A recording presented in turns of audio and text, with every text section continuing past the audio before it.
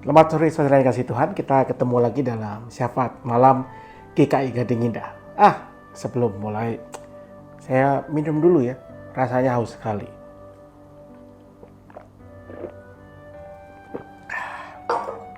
Segarnya.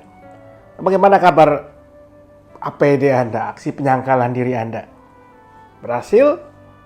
Ada bolong-bolongnya? Ya nggak apa-apa saudara, yang penting Anda tetap mencoba, tetap berusaha. Karena pada akhirnya ini adalah soal proses yang bersama-sama kita jalani. Proses untuk melatih diri, proses untuk membuat diri kita bisa menahan diri untuk hal-hal tertentu dan pada akhirnya menjadi berkat. Bahwa ini proses yang mungkin tidak akan pernah berhenti sampai kapanpun juga harus kita lakukan. Bahkan ya selepas masa-masa prapaskah juga. Hari ini tapi saya mau bicara soal puasa, saudara. Saya pernah sekali waktu ditanya oleh seseorang di satu tempat, bukan di gereja kita. Dia bertanya, Pak Pendeta, kalau puasa menurut Alkitab itu yang mana yang benar? Puasa Yesus kah? Atau puasanya Daud kah? Atau puasa saya lupa siapa lagi yang dia sebutkan. Nah pertama saya masih bingung. Puasa apa ya maksudnya ya? Puasanya Daniel kah? Puasa Yesus kah? Atau puasa apa? Lalu saya mulai coba baca-baca dan rupanya memang beberapa kalangan Kristen meyakini bahwa dalam Alkitab itu ada beberapa contoh puasa ya. Misalnya Daniel yang pantang makan makanan tertentu, hanya makan sayur dan minum air putih misalnya. Atau Yesus yang tidak makan, tidak minum. Atau contoh-contoh lainnya. Jadi ada beberapa jenis puasa dalam Alkitab. Mana yang benar? Ya saya tidak tahu sejujurnya ya. Karena masing-masing puasa itu punya konteksnya. Tapi menurut saya kalau kita berpuasa lalu kita menghabiskan pikiran, waktu, tenaga, terjebak pada mana puasa yang benar, ya, mana yang memang tidak boleh dimakan, mana yang masih boleh dimakan selama puasa, kayaknya kita agak misleading ya, kita agak jadi melenceng dari makna puasa yang sejati, yaitu bagaimana kita melatih diri kita, menahan diri kita sebagai satu bentuk latihan spiritual untuk makin membuat kita belajar memahami apa yang menjadi kehendak Tuhan dalam hidup kita dan apa yang bisa kita lakukan sebagai tanda kita mau menyatakan iman kita dan menjadi berkat buat sesama misalnya. Ketika kita ribut pada hal-hal atau ketika kita memusingkan diri pada hal-hal yang sebetulnya ya kita masih bisa perdebatkan, tapi kita lupa pada esensi puasa itu sendiri, malah memusingkan soal mana makanan yang boleh atau yang tidak boleh. Ya menurut saya kita justru melenceng dari tujuan puasa itu yang sebenarnya. Saya mau mengutip satu ayat dari Roma pasal ke-14 ayat 17. Memang ini bukan bicara tentang puasa, tetapi bicara tentang jemaat di kota Roma yang berdebat tentang mana makanan yang boleh dimakan, mana yang tidak boleh dimakan. Ada kelompok yang mengatakan ini makanan yang boleh dimakan, ini yang tidak boleh kita makan. Sebagai orang Kristen ada yang mengatakan sebagai orang Kristen kita boleh makan semua. Mereka berdebat gontok-gontokan. Maka Rasul Paulus mengatakan begini saudara, sebab kerajaan Allah bukanlah soal makanan dan minuman, tetapi soal kebenaran, damai sejahtera, dan sukacita oleh Roh Kudus. Jadi itu yang utama. Soal kebenaran, damai sejahtera, dan sukacita oleh Roh Kudus.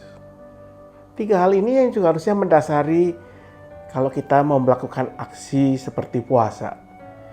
Itu apakah memang kita meyakini kebenaran kita melakukan ini? Sungguhkah kita lakukan ini karena kita memang mau menjalin satu relasi yang lebih dalam dengan Tuhan? Atau kita hanya sekedar mau menguji diri kita sendiri demi ego kita sendiri? Yang kedua, apakah kita merasakan damai sejahtera kita melakukannya? Kalau kita melakukannya tapi lalu selalu dibayang-bayangi dengan pikiran kalau saya makan ini dan bukan itu, saya salah, saya dosa. Kalau saya tidak makan ini tapi makan yang itu, mana yang benar, mana yang salah? Waduh, nanti saya berdosa. Ya sudahlah, menurut saya sebaiknya Anda tidak usah berpuasa sekalian karena tidak ada damai sejahtera dalam melakukannya. Dan yang terakhir, apakah kita justru merasakan sukacita Atau sebaliknya kita merasa ya terbeban, merasa berat, dan jadi lebih banyak mengeluh. Kalau itu yang terjadi, ya tidak usah berpuasa sebaiknya. Maka biarlah kita ingat bahwa soal berpuasa atau apapun yang lain adalah soal tadi, kebenaran, damai sejahtera, dan sukacita dalam Roh Kudus. Biarlah itu yang selalu mewarnai, menjiwai setiap tindakan, aksi yang kita lakukan. Entah berpuasa, berdoa, beribadah, atau apapun yang lain. Kiranya dengan pemahaman itu, kita semua boleh melakukan setiap hal yang akan kita lakukan, termasuk kalau saudara masih akan terus bersama-sama dengan saya, dengan saudara yang lain, melakukan aksi penyangkalan diri di masa-masa Prapaskah ini. Selamat melakukan aksi penyangkalan diri dengan meyakini kebenaran, damai sejahtera, dan sukacita dalam Roh Kudus. Selamat malam, Tuhan memberkati. Mari kita berdoa. Ya Tuhan, kami bersyukur untuk penyertaan-Mu dalam kehidupan kami. Kami bersyukur untuk masa-masa Prapaskah yang sudah kami jalani sampai dengan minggu yang kedua ini. Kami bersyukur bahwa dalam masa-masa ini kami dipanggil, kami boleh juga ambil bagian dalam aksi penyangkalan diri, di mana kami belajar mengendalikan diri kami. Tapi biarlah semua itu kami lakukan sungguh karena kami mau menyatakan kasih dan syukur kepada Tuhan. Kami lakukan dengan keyakinan pada apa yang kami yakini sebagai kebenaran dari Tuhan, dengan penuh damai sejahtera dan tentunya dengan sukacita dalam Roh Kudus. Biarlah itu yang sungguh mendasari setiap tindakan ibadah yang kami kerjakan. Kami mau berdoa malam hari ini untuk kehidupan bersama kami sebagai bangsa Indonesia. Kami berdoa untuk situasi negara dan bangsa kami dalam segala pergumulan dan tantangan yang dihadapi, baik itu ekonomi, sosial, politik, berbagai permasalahan yang ada di bangsa kami. Berikan kepada kami semua hikmat dan kemauan untuk melakukan apa yang baik bagi hidup bersama kami. Kami berdoa untuk gereja-gereja di berbagai tempat di Indonesia, termasuk gereja-gereja yang menghadapi tantangan akan keberadaan mereka di tengah masyarakat. Gereja-gereja yang mengalami tantangan dalam beribadah, tetap berikan kekuatan, iman, tapi juga kasih yang tidak pernah padam, agar mereka boleh tetap menyatakan kasih Kristus di tengah segala kesulitan dan tantangan yang mereka hadapi. Kami berdoa untuk setiap keluarga dalam pergumulan-pergumulan mereka setiap hari, dalam mereka mencukupi kebutuhan hidup, dalam mereka mengatur bagaimana anak-anak mereka dapat menghadapi hari-hari bersekolah, dalam menjalani pendidikan, dalam mereka menjalani kehidupan keluarga, relasi antar anggota keluarga, baik orang tua anak, suami istri, saudara dengan saudara. Jadikan semuanya baik karena kasih dan anugerah Tuhan. Kami berdoa juga untuk setiap keluarga yang bergumul dengan kondisi kesehatan anggota keluarga mereka.